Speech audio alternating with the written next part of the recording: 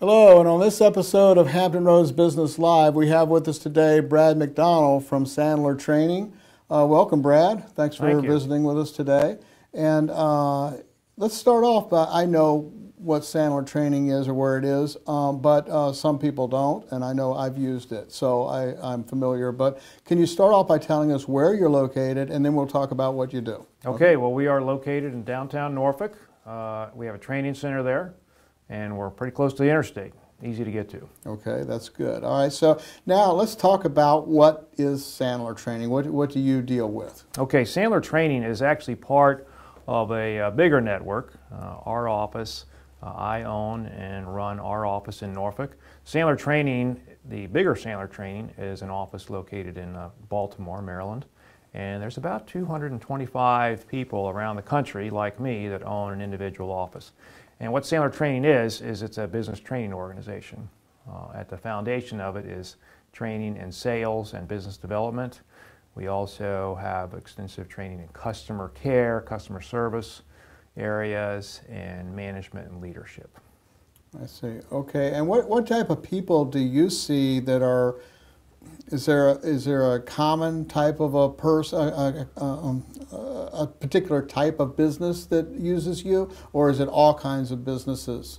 Well, it's an interesting proposition there, Rory, because you have probably had people ask you over the years, what's your target market? Yeah. And people ask me that all the time. And I've been doing this for 10 years now, and frankly, I've struggled to define my specific target market. So here's how I define it. It's people who are motivated to either invest in themselves or their companies to advance their personal and professional skills in the area of sales and management and leadership and customer service.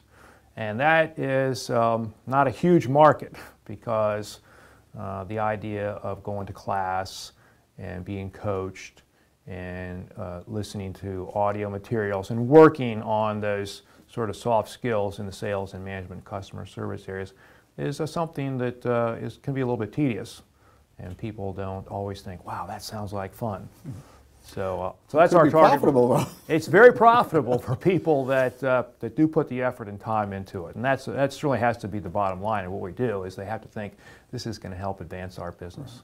Well, one of the things I think that I had to get over was, you hear the term, he's a born salesman. Right. And I learned that sales is actually a learned skill. I mean, you can learn to do a lot of things effectively with your course, and that it's a process, and all. So there's not any particular field that that falls as a niche for you exactly.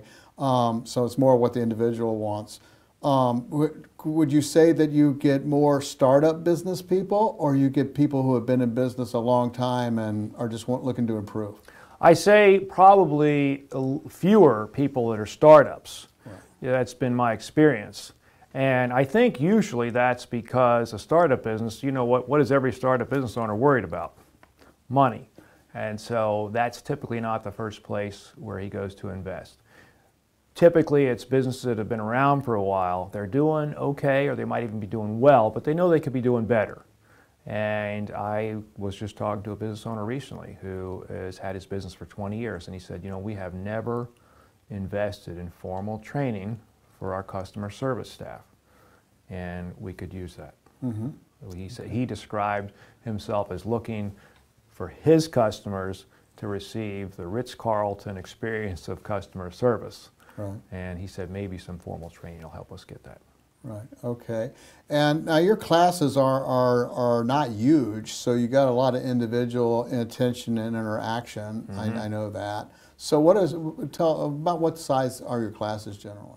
Well, there's a variety there. I've had classes of 1 and I've had classes of 300, but the typical class that we have at our training center is probably 10 to 20 people. Right. That's ideal. I'm familiar with, yeah. And of course we have what I call public and private training. Some companies prefer we come to them and gather their people, and other companies like sending their people to our training where they can interact with people from other industries and other companies. And an interesting thing happens when people come into a class with people from other industries, frequently their initial reaction is, I need to be just in a class with people that sell the same thing that I sell. But what they find out is that sales problems and challenges are somewhat universal. It really doesn't have so much to do with the product, it has to do with the interaction that the salesperson has with the prospect. Right. So let me ask you, how did you get into this field? Because I know a bit about your background, so tell us how I'm a little bit of an anomaly in the Sandler world in that I spent over 28 years in the United States Navy. And when I came out of the Navy, a typical thing that a guy would do coming out of the Navy, sort of in my position, would be to go work for a defense contractor. And that just was something that personally didn't interest me, although it's a great career field. I was more inclined to do something, say a little bit more business, independent-minded. Anyway, I went into the world of financial planning, financial advisor. And so from day one, it was 100% commission. Had to, of course, pay for my own office, my own furniture, my own assistant, my own phone, and the challenges were a lot different. So I had to learn how to sell. And the bottom line, of course, if you're not selling, you're not getting a commission. Not eating. Right. So I did okay my first year, and I certainly made a living, but I found the sales process to be uncomfortable for me, and I'm pretty sure I made it uncomfortable for a lot of my clients. So anyway, about a year into it, a fellow called me up, and he had been referred to me, and he was a sales coach. And it didn't take long for him to convince me to pay him my own money for a 30-minute phone call once a week. And he introduced me to this concept of Sandler training. And so he found your pain points, did he? He did.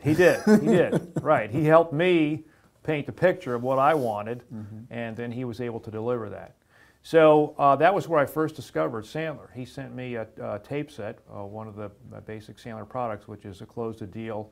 This was a cassette tape back then. And I started to learn more about the sales process and the psychology and what I was doing that was making me uncomfortable and my prospects uncomfortable. And I really drastically changed the way I approach sales. And for that investment that I made, after about 6 months of talking to him once a week, I had significantly changed my approach. And I think I took all the pressure out of it for me, all the pressure out of it for my prospects and clients. I think everybody was more comfortable. I was more successful.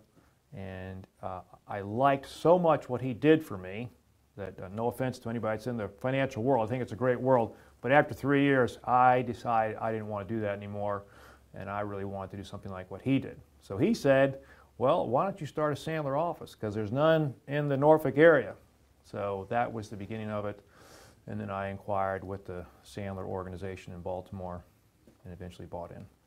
Well, that's an interesting story, and you never look back. No, haven't. That's right. So we're still at it after 10 years. I have down here a question. Coming from a background quite different from business and sales, the Navy obviously, were there any lessons that you had to learn to survive as a business owner?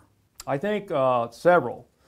I think the one that always comes into my mind, first of all, is that in the Navy, I was a naval officer, I was on submarines, and I found that as a captain of a submarine, if you respected your sailors, kept your word with them, and kept them informed, that they would do what I told them to do. They would tell me the truth, no matter what the situation, and they would respect me and my time. And when I came into the business world, I was probably quite naive and found out that prospects don't always do what you tell them to do. They don't always respect your time, and they certainly don't feel any need to tell you the truth. And I had to learn how to live in that world, which was a difficult transition. Well, that sounds like the first training class of Sandler, actually, that you exposed that thing is the prospects don't do this. Yes, and, you know, right. So and even after dealing with it at that time, I mean, you realize that, but you never actually thought about it in that way. So the course helps you to realize some things that you may know, but you've never put into a process. So I found it to be useful. Okay, so how has your business evolved here over the last was it been 10 years? 10 years. 10 years, okay. Yeah. Well, I think one thing that I learned is probably what every business owner learns, especially small business owners, is I think most of us, small business owners, come into our business because we have a passion for something. It might be fixing computers. It might be doing videos. It might be making baskets. Who knows what it is? But we like doing something. The problem is we can't keep doing it if we can't sell it to somebody. So it started out small, and my main challenge was just to find some people to sell this training to, and this mentoring and this coaching to. But as your business grows, you realize just having a passion for that thing that you love doing is not enough. And one day you wake up and you realize, I'm a business owner. And the skills required to run a business are far different from the things you needed to be passionate about whatever it is you sell. Example is one of my clients takes care of lakes. I didn't know there was a company that takes care of lakes, but that's what he does. And that's why a lot of lakes look nice, because there's companies that treat them and take care of them. Well, he started out 12 years ago all by himself with a pickup truck, one man, and he went around and got contracts to take care of lakes. He now has 30 employees, over $5 million business, and his challenges personally are far different from what do I do to take care of this lake. He's running a business now. Right. So I think the evolution of a business is something that a lot of us small business owners really have to work on.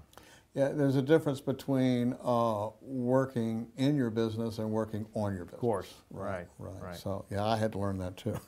Okay, well, so we talked about how the business has evolved. What are some of the difficulties that you ran into along the way? Because all business owners do. Sometimes there's failure in the process of being successful.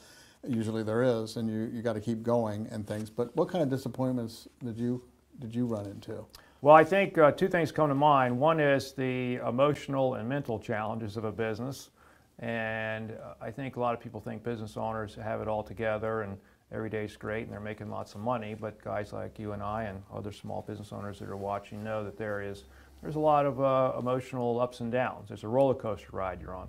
You get a good deal, you make a sale, you're happy, and then something happens, and a few months later that client goes away. Just when things are going well, the rug gets pulled out from under your feet. So the challenges are ongoing, and I rode that emotional roller coaster. I would imagine you did at some point. Most people have done that and put up with that, what I call head trash. What's going on between your ears typically is the biggest challenge of all. Can I keep doing this? What if I can't pay the bills next month? And if you keep at it, eventually I think there's some victory and triumph, and we're relatively comfortable now in that regard. So that's, to me, the biggest challenge. I think the next challenge is sort of a tactical challenge, not more so much a mental challenge, and that is two things: finding and keeping satisfied customers and clients, and the second thing is finding, keeping, and growing good employees. Mm-hmm. And if you can master those two things, business, and keep your head straight, then I think the business will go fairly well. People ask me about it, and I always say about that emotional roller coaster is that being in business for yourself, it can be very satisfying, and I find that the highs are incredibly high, and the lows are incredibly low. Right. So there is a roller coaster. That's a good term.